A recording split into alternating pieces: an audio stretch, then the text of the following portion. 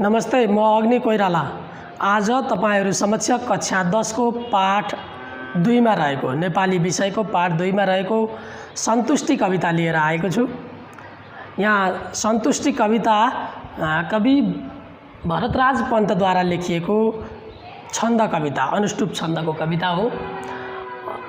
भरतराज पन्त नेपाली साहित्यमा छन्दमा राम्रो कविता लेख्ने कवि हुन्। म उनको पहिले परिचय गराउँछु, त्यसपछि कवितातिर लाग्छु।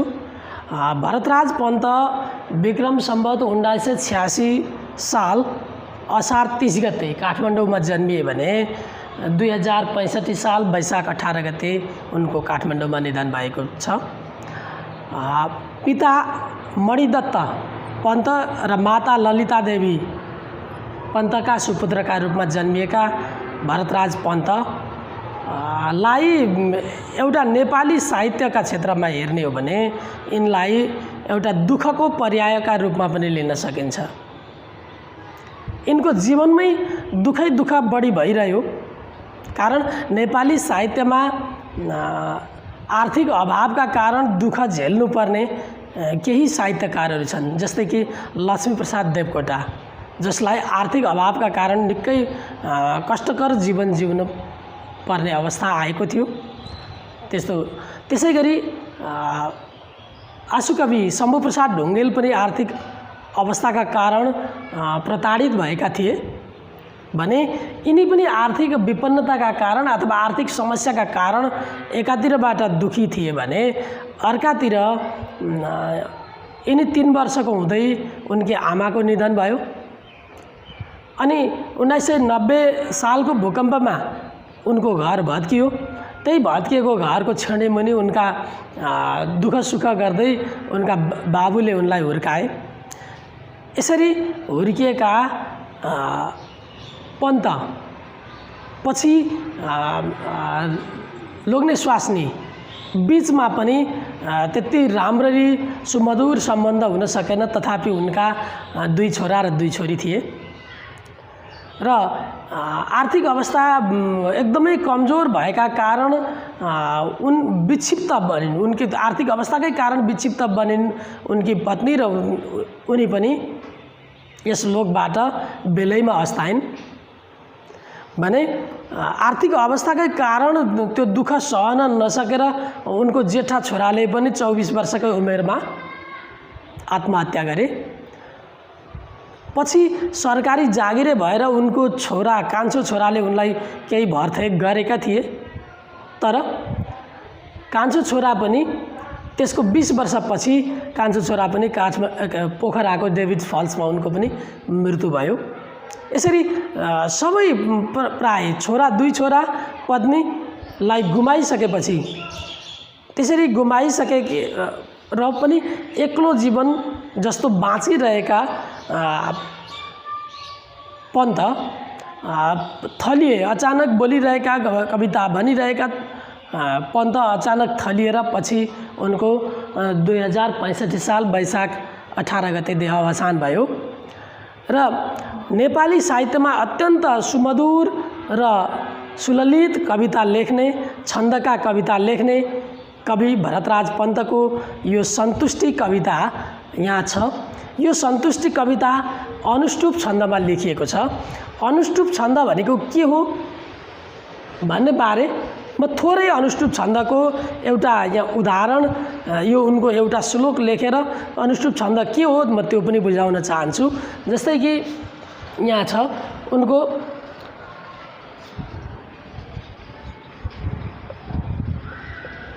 खाने त एक पेटै हो, खाने त एक पेटै हो, त्यसैले टम्म हुन्छु म, त्यसैले टम्म हुन्छु म, लाउने एक जोरै हो, लाउने एक जोरै हो,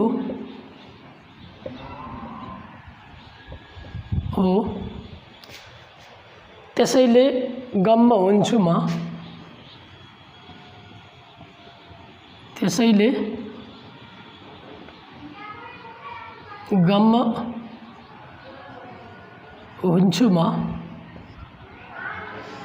यो श्लोकमा यसो हेर्दा दुईटा हरफ जस्तो देखिन्छ, तर अनुष्टुप छन्द भनेको 4 हरफको एक श्लोक हुने अथवा 4 पाउको एक श्लोक हुने छन्द हो। यहाँ पनि 4 पाउ नै छन्, के भने यहाँ दुईटा हरफलाई एउटा हरफमा लेखिएको छ। जस्तै यो पहिलो हरफ यो भयो, अनि यो दोस्रो,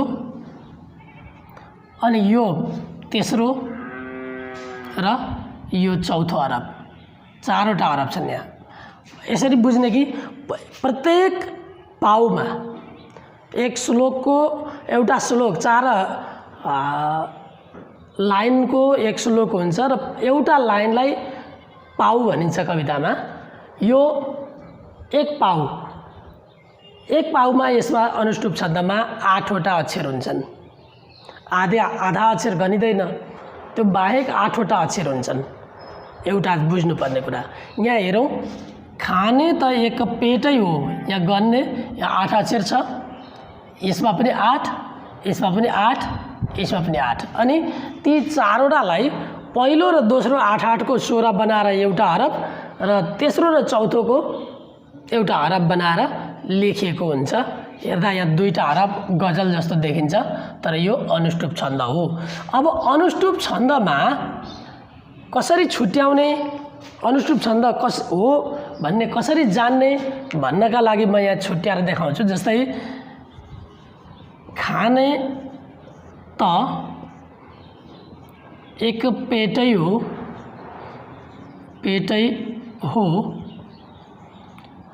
यो पहिलो हरफ हो।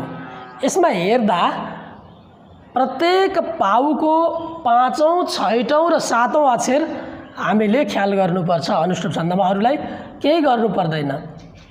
5औं अक्षर भन्दा यहाँ क हुन्छ, 5औं, 6औं, 7औं, 5औं, 6औं, 7औं प्रत्येक पाउको। यसमा पहिलोदेखि पहिलो, दोस्रो, तेस्रो, चौथो प्रत्येक पाउमा 5औं अक्षर लघु हुन्छ। लघु भनेको ह्रस्व। मैले गण र सङ्केत चिन्ने तरिका को अगाडि भिडियो बनाइसकेको छु। यो लघु भनेको ह्रस्व, जस्तै क लघुमा पर्छ, त्यसलाई यो चिन्ह। 5औं अक्षर सबै लघु हुनुपर्छ प्रत्येक पाउमा, प्रत्येक 4वटै हरफमा। 6औं अक्षर गुरु हुनुपर्छ। यो पे भनेको एकार सहित छ, यो गुरु। अनि 7औं अक्षर चाहिँ पहिलो र तेस्रो पाउमा गुरु, दोस्रो र चौथो पाउमा लघु हुन्छ। यहाँ पहिलो पाउ हो, यो पहिलो हरफ हो, त्यसकारण यो गुरु। अब दोस्रोमा हेरौँ, दोस्रोमा लघु हुनुपर्छ, यो अरू सबै मिल्छ। तेस्रोमा फेरि गुरु, चौथोमा लघु, यो पहिलो हो। अब दोस्रो हेरौँ, त्यसैले टम्म हुन्छु म। अब यो 5औं, 6औं, 7औं अक्षर यति। अब यो टम्म म छ, यो म लघु, हु लघु हुन्छ, तर हुन्छ न यता तानिने भएकाले यसको समय यहाँ जोडिन्छ। त्यसकारण समय हो लघु गुरु भनेको। छोटो समय लिने लघु हो, लामो समय धेरै लिने भनेको गुरु हो। आधा अक्षर आयो भने त्यसको टाइम चाहिँ अगाडि तानिएर आयो, उच्चारण हुँदाखेरि त्यसरी आयो भने त्यो गुरु हुन्छ। हुन्छ भन्दा हुन्छ भने छु भनिँदैन, हुन्छु भनिन्छ। त्यसकारण हुन भन्दा यो न अगाडि आएको कारण यो गुरु हुन्छ हु, अनि छु लघु। यहाँ 7औं अक्षर चाहिँ लघु भनेको पहिलो र तेस्रो पाउमा गुरु 7औं अक्षर, दोस्रो र चौथो पाउमा लघु हुन्छ। त्यस्तै यहाँ हेरौँ अर्को, लाउने एक जोरै हो,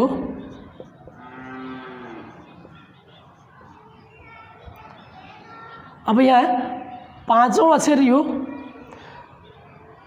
5औं अक्षर क लघु छ, 6औं गुरु छ, 7औं गुरु छ, तेस्रो पाउ भएकाले यो गुरु भयो।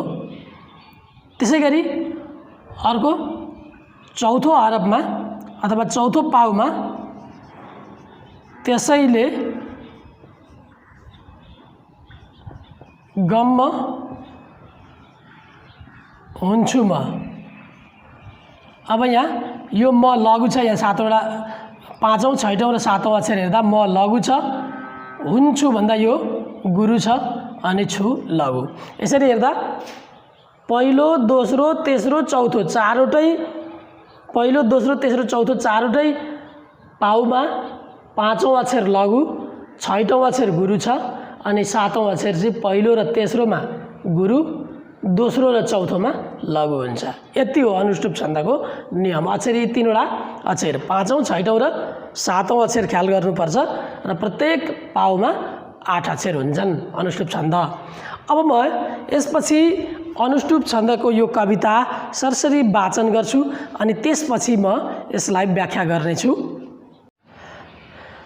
खाने त एक पेटै हूँ त्यसैले टम्म हुन्छु म, लाउने एक जोरै हो त्यसैले गम्म हुन्छु म। जमिन 3 हातैको सुत्नलाई प्रशस्त छ, घाम पानी सके ओत्न झुपडी मग्न मस्त छ। स्वावलम्बी सके बन्न कुनै चाहिन्न नोकर, सर्वत्र जाँगरै तातोस कसले लगाउने कर। सीमा विलासको छैन, स्वाद छैन गिलासको, खाँचो छ एउटै मात्र मित्रताको मिजासको। समेटी घुस अन्याय चाहन्न म धनी हुन, आँखा छली परीक्षामा चाहन्न इलमी हुन। नखाई सञ्चिता गर्ने लोभीको चैन छैन रे, खाएर नगरे काम अर्को पापी हुँदैन रे। अर्काको भाग खोसेमा डाका अर्को हुँदैन रे, आफ्नो भर परे आफै लान्छनाले छुँदैन रे। नआओस् आत्तिने दुःख मातिने धन सम्पत्ति, यतिले राम्ररी चल्छ सारा जीवनको गति। छन् आँखा दुईटा हाम्रा हेर्नु पर्छ दुवैतिर, कान छन् दुईटै हाम्रा सुन्नु पर्छ दुवैतिर। चिनोस् सुगन्ध दुर्गन्ध नाकका दुई प्वालले, जिब्रो एकै कुरा खोलोस्, जिब्रो एकै कुरा खोलोस् मर्म जानेर ख्यालले। 32 दन्तको काम कटकटाउनु होइन, यी हात पाउको काम छटपटाउनु होइन। बलले रचना निस्कोस् बुद्धिले सिर्जना नयाँ, मनले ममता माता तनले चेतना नयाँ। पृथ्वी तल नै स्वर्ग जनता, पृथ्वी तल नै स्वर्ग जनता नै जनार्दन। उपकार सदा पूजा फल हो दुःख मोचन। यसै भित्र छ संसार सार यो यति नै फगत, यसै भित्र अडेको छ स्रष्टाको सृष्टिमा जगत। यो पूर्ण पाठ मैले गरिसकेँ र अब यो पाठलाई अथवा यो कवितालाई म पंक्तिबद्ध रूपमा व्याख्या गर्दै जानेछु क्रमशः। खाने त एक पेटै हो त्यसैले टम्म हुन्छु म, लाउने एक जोरै हो त्यसैले गम्म हुन्छु म। अघि मैले कवि पन्तको, भरतराज पन्तको जीवनीको अथवा उनको अलिकति परिचय दिने क्रममा मैले चर्चा गरेको थिएँ। आर्थिक अभावले उनलाई ग्रस्त बनाएको थियो। यो एउटा अलिकति त्यसको सङ्केत पनि यो कवितामा देखिन्छ। तर ऊ मात्रै होइनन्, यो प्रत्येक मानिसले जसले जति जति खाए पनि एक पेटभन्दा बढ्ता कसैले खाँदैन, जम्मा एक पेट खाने हो। त्यसैले म टम्म हुने गरी नै खान्छु, चाहे गरिब होस् चाहे धनी होस्, उसले एक पेट खान्छ, टम्म हुने गरी नै खान्छ। लाउने एक जोरै हो, एक जोर लाउने हो मान्छेले, त्यो एक जोर म लाउँछु त्यसैले म गम्म हुन्छु। लाउन मलाई एक छाक खान, एक पेट खान र एक जोर लाउन पुगेकै छु, त्यसै कारण म सन्तुष्टि मान्छु, सन्तोष लिन्छु। भनेको एक जोर खाना, एक छाक खाना अथवा एक पेट खाना र एक जोर लाउन पायो भने मान्छेले सन्तुष्टि लिनुपर्छ भन्ने एउटा आशय पनि यसबाट प्रस्तुत भएको छ। र त्यही कुरामा अथवा आफूले जति खान पाएको छु र जति लाउन पाएको छु म त्यसैमा सन्तुष्ट छु भनेर कविले चर्चा अथवा यहाँ प्रस्तुत गरेका छन्। त्यो भाव जमिन 3 हातै हो सुत्नलाई प्रशस्त छ, सुत्नलाई जम्मा ठाउँ जम्मा 3 हात लम्बाइ भए पुग्छ, आखिरी त्यति ठाउँ भए मलाई पुग्छ। घाम पानी सके ओत्न झुपडी मग्न मस्त छ, घाम पानी यसो ओत्न सके एउटा झुपडी भयो भने त्यसैमा म मग्न छु, त्यसैमा म मस्त छु। घाम पानी ओत्न सक्ने एउटा झुपडी छ, त्यसैमा म सन्तोष लिन्छु। स्वावलम्बी सके बन्न कुनै चाहिन्न नोकर, म आफै स्वावलम्बी छु, आफै काम गर्छु, मलाई कुनै नोकर चाहिँदैन। भनेको अब विलासी भएर नोकर चाकर राख्ने गरी धन सम्पत्ति नभए पनि पुग्छ, म आफै काम गर्छु, आफै स्वावलम्बी छु, मलाई कुनै नोकर पनि चाहिँदैन, त्यसकारण खर्च पनि हुँदैन, मलाई धेरै सम्पत्ति पनि चाहिँदैन, म आफै सन्तुष्ट छु। सर्वत्र जाँगरै तातोस कसले लगाउने कर, सबैतिर जाँगर तातोस, जाँगर लाएर काम गर्यो भने आफै गर्यो भने कसैले कर लगाउनु पर्दैन, आफै स्वावलम्बी बन्न सकेर जाँगर लगाएर काम गर्यो भने त्यसैमा सन्तुष्टि मिल्छ। सीमा विलासको छैन, स्वादको छैन गिलासको, विलासिता वस्तुहरू उपभोग गर्नुको कुनै सीमा छैन। जतिसुकै विलासिता वस्तुहरू अरू एउटा थपेपछि त्यसमाथि अरू विलासिता वस्तु थपिरहन सकिन्छ, त्यसको कुनै सीमा छैन। जतिसुकै थपे पनि त्यसलाई सुख पाएर पूर्ण भयो भन्ने एउटा सीमा हुँदैन। अनि मलाई स्वाद छैन गिलासको, महँगा महँगा मदिराहरू सेवन गर्ने त्यसको स्वाद पनि छैन, म त्यसमा पनि डुबेको छैन, त्यसकारण मलाई सन्तोष मिलेको छ। खाँचो छ एउटै मात्र मित्रताको मिजासको, मलाई एउटै मात्र खाँचो छ मित्रहरू बनाउने, मिजासिला साथीहरू बनाउने खाँचो छ, उनले भनेका छन्।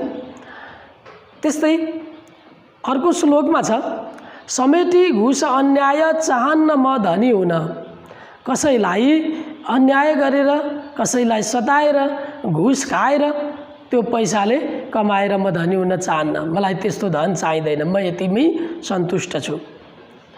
आँखा छली परीक्षामा चाहन्न इलमी हुन, परीक्षामा आँखा छलेर चिड चोरेर अनि पास गरेर त्यो सर्टिफिकेट बोकेर म जागिरे बनेर अनि पैसा कमाएर धनी हुन पनि चाहन्न, त्यो इलमी जागिरे बन्न पनि म चाहन्न। छल कपटको सम्पत्ति मलाई चाहिँदैन, म यसमै सन्तुष्ट छु।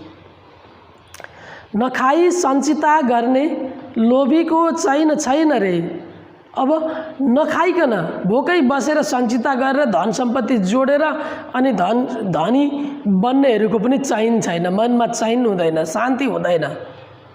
नखाइकन जोगाउने पनि म होइन, खान्छु, मलाई आवश्यक पर्ने जति म खान्छु, त्यसैमा सन्तुष्ट छु।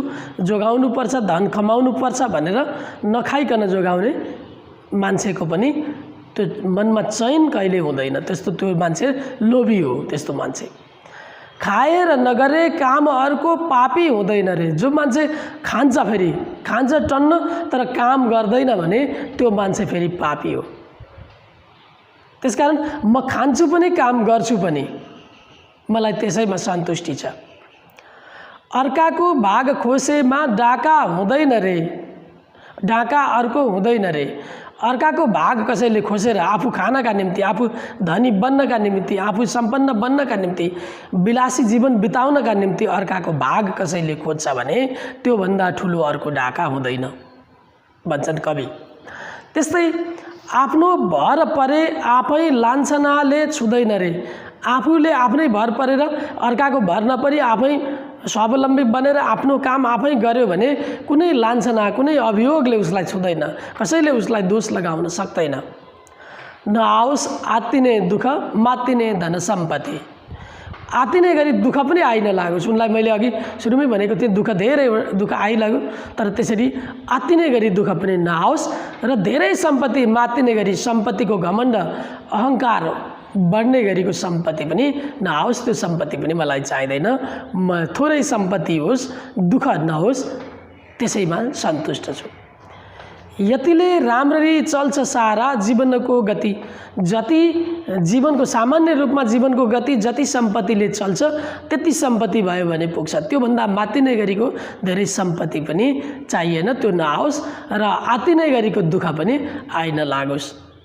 त्यसो भयो भने म सधैँ सन्तुष्ट हुन्छु भन्छन् कवि। छन् आँखा दुईटा हाम्रा हेर्नुपर्छ दुवैतिर। हाम्रा दुईटा आँखाले दुवैतिर हेर्नुपर्छ भनेको न्याय अन्याय दुईटै छुट्याउन सक्नुपर्छ। हाम्रा आँखाले न्यायलाई ठिकलाई ठिक र बेठिकलाई बेठिक भन्नुपर्छ, साँचोलाई साँचो र झुटोलाई झुटो भन्न सक्नुपर्छ।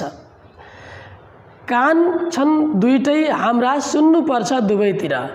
कान दुईटै कान छन्, सत्य पनि सुन्नु पर्यो, झुटो पनि सुन्नु पर्यो, राम्रा कुरा पनि सुन्नु पर्यो, नराम्रा कुरा पनि सुन्नु पर्यो, दुवै पक्षका सुन्नुपर्छ।